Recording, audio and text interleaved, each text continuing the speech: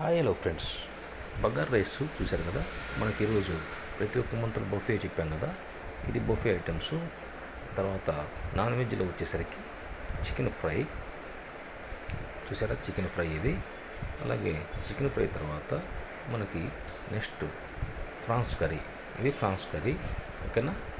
తర్వాత నెక్స్ట్ వచ్చేసరికి మటన్ చూసారా, మటన్ కర్రీ ఇది, మటన్ కర్రీ. అలాగే తర్వాత చికెన్ కర్రీ ఉంటుంది, ఇది చికెన్